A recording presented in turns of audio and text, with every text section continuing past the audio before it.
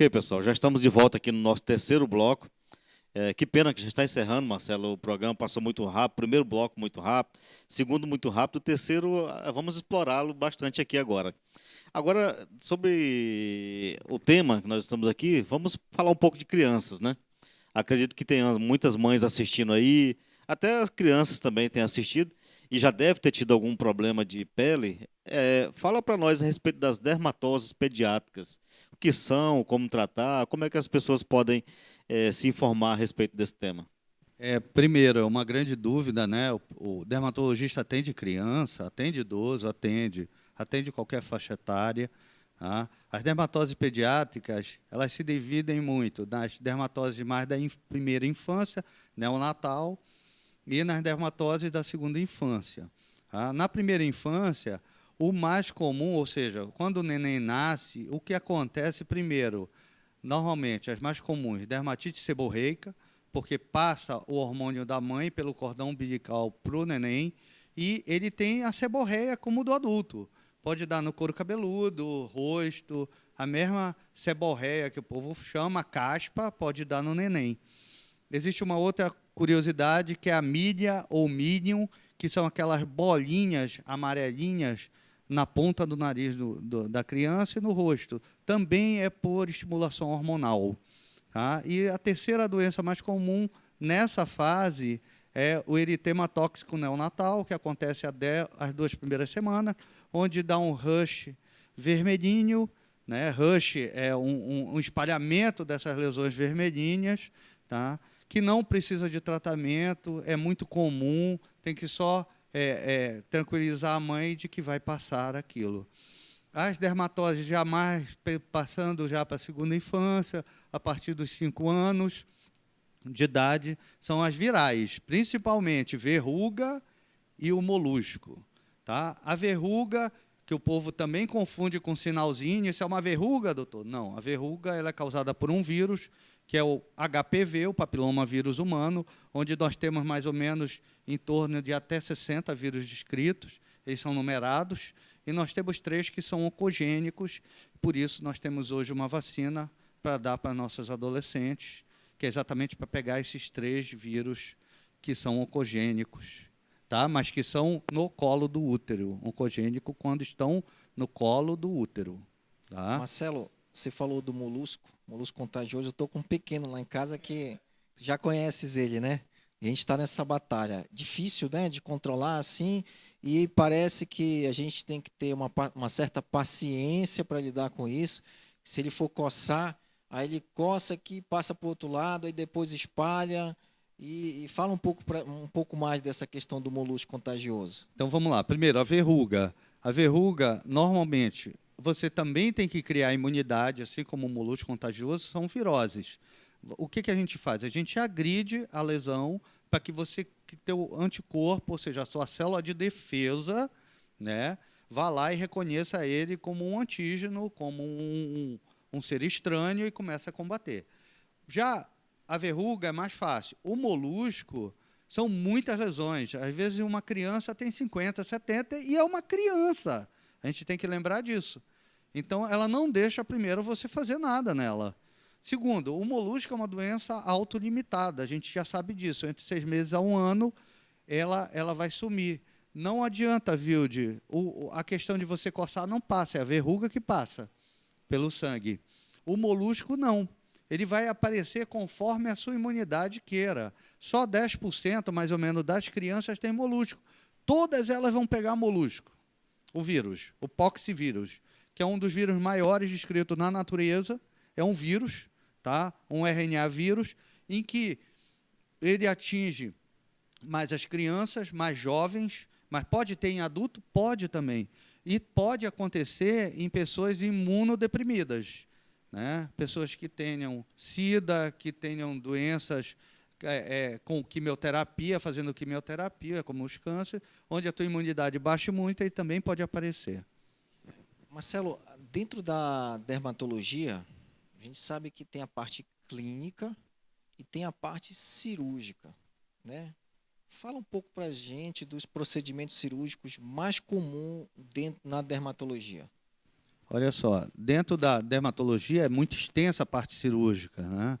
Nós tiramos todos os tipos de câncer de pele, fazemos todo tipo de retirada de bolinhas, que vocês chamam de verrugas, são os sinais, né? Então, existem os fibromas, existem os lipomas, existem os tumores benignos, né? Também, que são esses, né? Adenomas, lipomas, e também que o médico dermatologista está capacitado, a maioria, a fazer. Existem os problemas ungueais nas unhas, como unha encravada, onicodistrofias, que também a gente pode tratar cirurgicamente. Existem hoje os problemas de cabelo, como a calvície e as alopécias de maneira geral. Existe muito dermatologista que faz implante também de cabelo. Então, a área da dermatologia dentro da cirurgia dermatológica, ela é muito ampla. Tá? Nós temos a área tanto estética, cirúrgica, quanto a área relacionada mais às lençóis benignas e malignas. Tá? Então, a gente atua tanto nessa área como na outra. Mas nós estamos capacitados, ou a maioria dos dermatologistas que gostam dessa área, estão capacitados para fazer esse tipo de procedimentos. Marcelo, eu queria voltar a um tema que gerou uma curiosidade, acredito, no nosso telespectador. Como é que a mãe, assim, vão identificar? É frequente em criança, mas como é que ela identifica o molusco? As características? O molusco, primeiro, ele é uma bolinha pequena, de mais ou menos 1 milímetro. Tá? 1 milímetro é pequeno. Ele chega a, no máximo, 2. Normalmente, essa bolinha, se olhar com muito carinho, é como se ela tivesse um biguinho central. Então, ele é muito característico. A maioria das mães sabe, porque a outra mãe o filho já teve. Ou ela vai no pediatra e diz. Só que o pediatra, normalmente, manda para o dermatologista, porque sabe que é uma lesão difícil de tratar, que é uma lesão que a criança não vai deixar você mexer. Então, as crianças maiores, o melhor tratamento se chama curetagem. O que é isso? A gente tem um instrumento que se chama cureta. Ela raspa a pele. Você vai lá e raspa a bolinha. Dói? Não dói. A gente usa o anestésico de passar. Só que quando você fala para a criança que você vai tirar um negócio raspando ou com uma agulha, ela está a 10 mil quilômetros já chorando, antes de te ver. Que ela sabe que ela acha que ela vai sentir dor, etc. Então, a maioria, como eu disse, é uma doença autolimitada, de muito fácil diagnóstico. Até as mães já conhecem, porque a filha ela é muito comum. 10% das crianças têm. É igual a verruga, já chega lá, doutor, ele está com uma verruga. Então, é uma doença pediátrica muito comum. Tá? Então, é muito fácil de diagnóstico. O pediatra também, normalmente, acerta muito fácil. Tá? Agora, voltando um pouco aqui para a cirurgia, que a gente estava discutindo, tu falou em lipoma também. É sempre cirúrgico o lipoma? Olha só, 100% dos lipomas são cirúrgicos. Como tu vais fazer essa cirurgia é que muda. Vamos dizer, eu tenho um lipoma que é uma bola de 10 centímetros, 15 centímetros. Você está numa moça jovem na barriga. Você pode fazer um furinho, infiltrar e fazer uma aspiração dele com cânula. É uma lipoaspiração? É. Mas para essa paciente não ficar com uma cicatriz grande, pode ser até por lipoaspiração feito. Desde que você tenha o diagnóstico correto, óbvio, e desde que você tenha um ultrassom mostrando que é um lipoma. Você já vai colocar uma cânula onde você não sabe. Mas é uma incisão pequena, aperta-se, sai a bolinha de gordura e se fecha. É uma cirurgia super simples. Marcelo, muito comum no consultório da endocrinologia os pacientes procurarem o endócrino para tratar de um assunto que é o suor excessivo, hiperidrose, né? Ou seja, na testa, ou na axila, ou nos pés, ou nas mãos, e vão procurar o endócrino achando que é uma doença endocrinológica. Pode até ter uma influência, mas ela não é. Fala para a gente da hiperidrose e dos possíveis tratamentos. Vamos lá. Existem várias hiperidroses e várias causas, tá? Primeiro, hiperidrose não relacionada à mão, pé e axila. A hiperidrose de couro cabeludo. Eu suo muito o tempo todo, doutor. Primeiro, ver se não há nenhuma doença concomitante endocrinológica, etc. A gente sabe que hipotireoidismo pode dar uma sudorese e outras doenças neurológicas.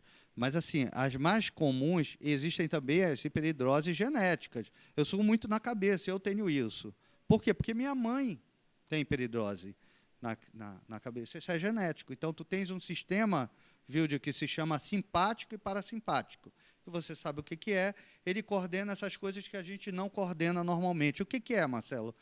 Eu não penso para respirar, Vilde. Eu respiro naturalmente. Meu coração bate, eu não estou controlando se ele está batendo muito ou pouco. Quem controla isso é um sistema nervoso autônomo, que se chama simpático e parasimpático. Então, quando o simpático, que estimula mais do que o parasimpático, que inibe, acontece a hiperidrose. Ok?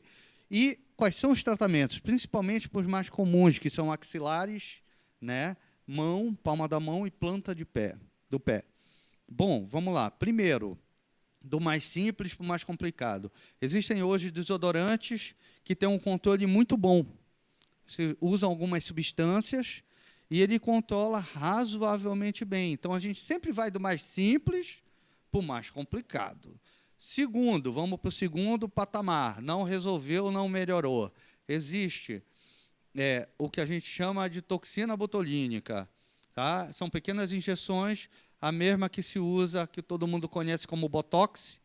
Tá? Ela vai inibir a glândula sudorípara dessas regiões de produzir suor. Só que também é por um tempo. Ela, mais ou menos em torno de 8 meses. Quais são os prós e os contras, como todo procedimento?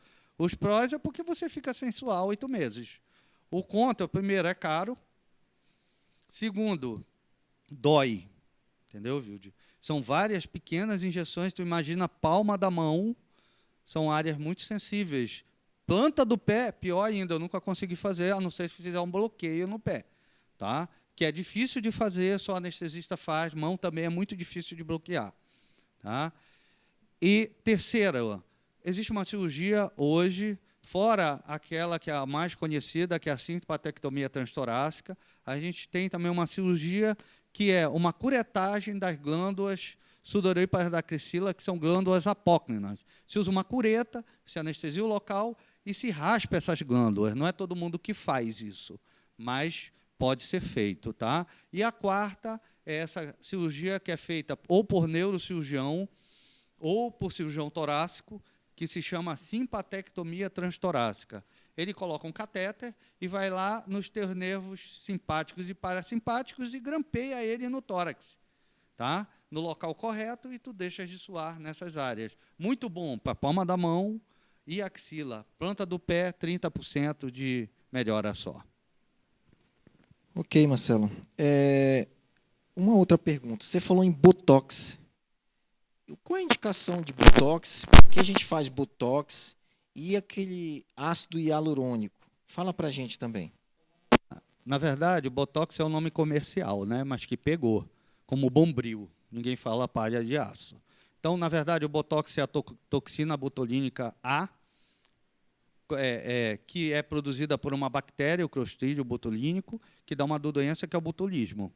Por isso que é aquela rigidez muscular, etc. Então, se isolou essa substância, essa toxina, e ela é injetada nos músculos para várias funções, não só para a estética. Tá? Mas para a estética, normalmente, a toxina, além da parte do suor, ela é usada muito comum para rugas de testa, rugas que a gente chama do pé de galinha, tá?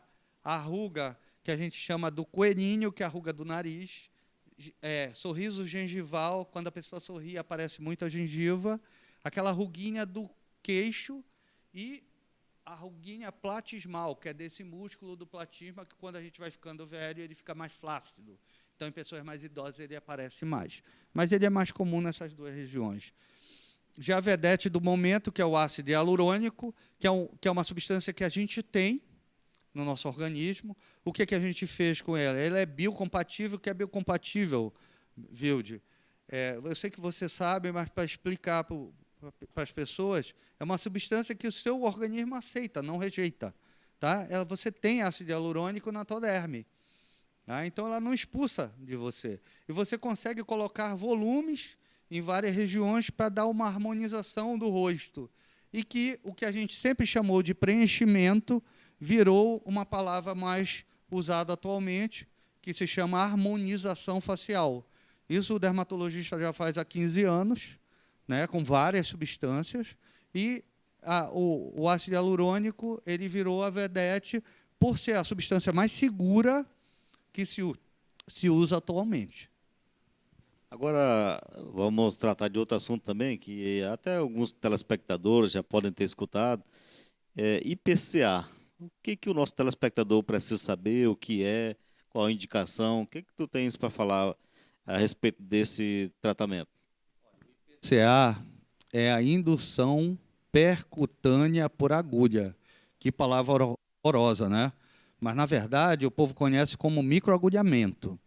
O microagulhamento foi criado há mais ou menos uns 4 anos atrás, onde se percebeu, com pequenas agulhas, fazendo punções, se conseguia uma grande neocolagênese, ou seja, produção de colágeno, em palavras mais simples, e uma produção de vasos no local, nutrindo mais.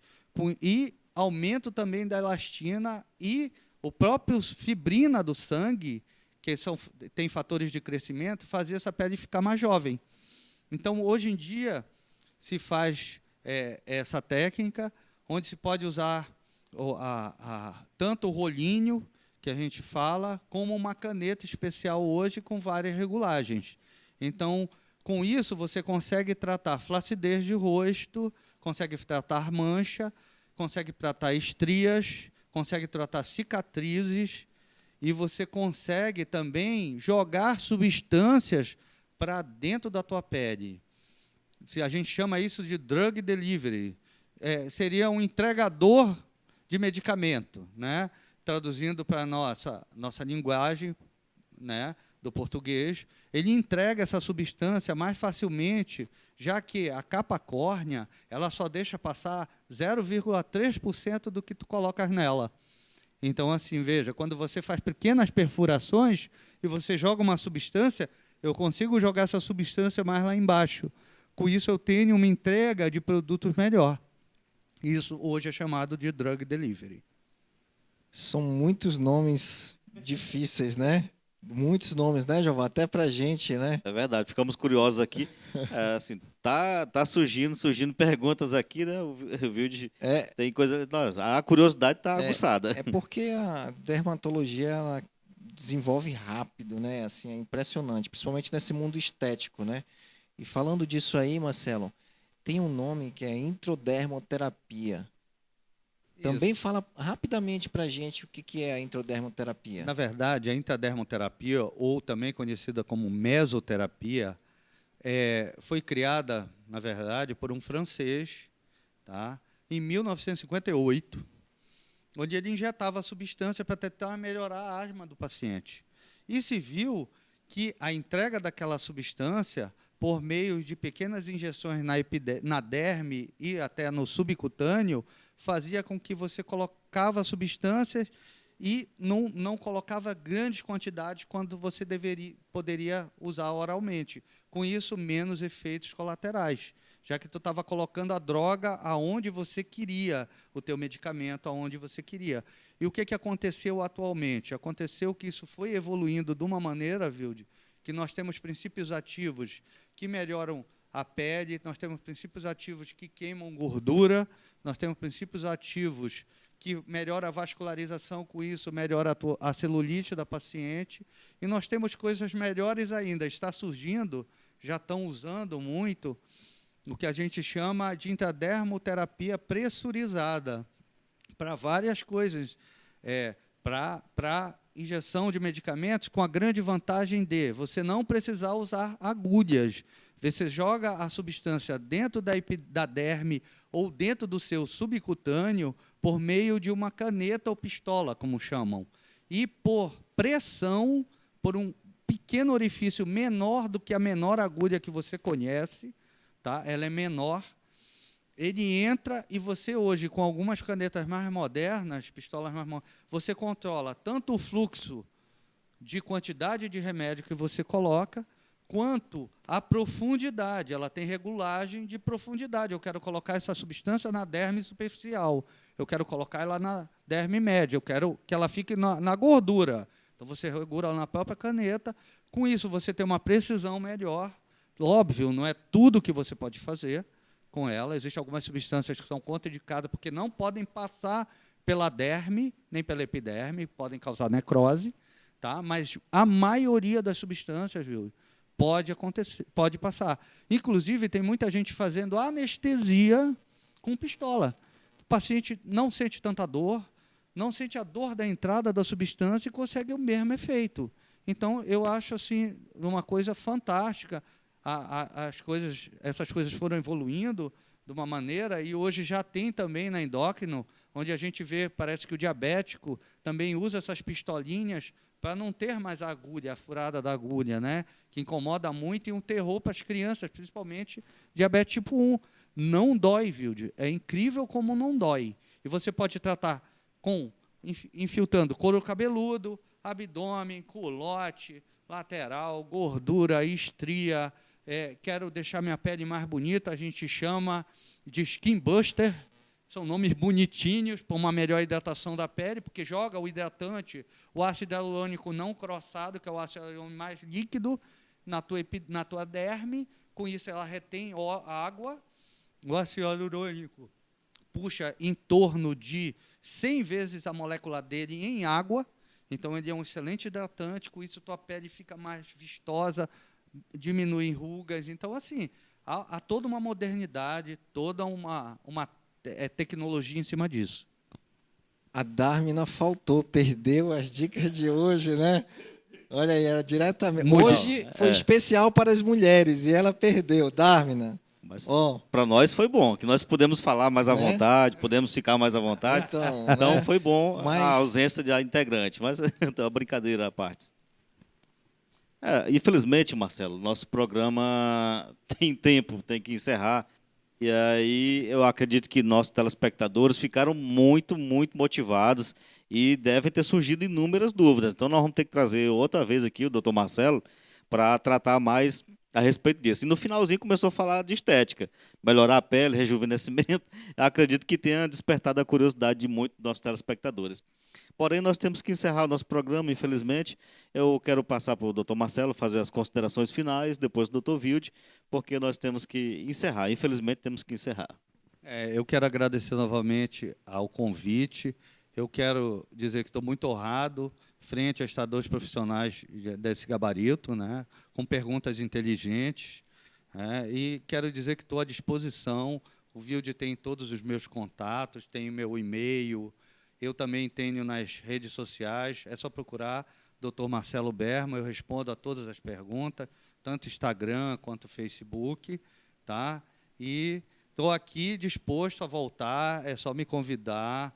Eu fico muito feliz em tentar esclarecer um pouco mais da minha especialidade. Marcelo, te agradecemos. Já está lançado um convite para uma próxima, né? Uma próxima entrevista dessa aqui. Foi muito bom. Aprendi muitos nomes, né? Novos em inglês, né? Delivery, né? Está sendo muito comum agora, né? Enfim, a entrega para a sua pele, né? Muito interessante. Obrigado pela tua presença.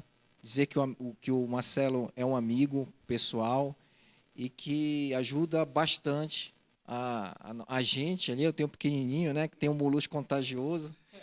Difícil de combater aquilo. Obrigado, Marcelo. E quero agradecer aos telespectadores por estar até nesse momento aqui na hora do almoço junto com a gente.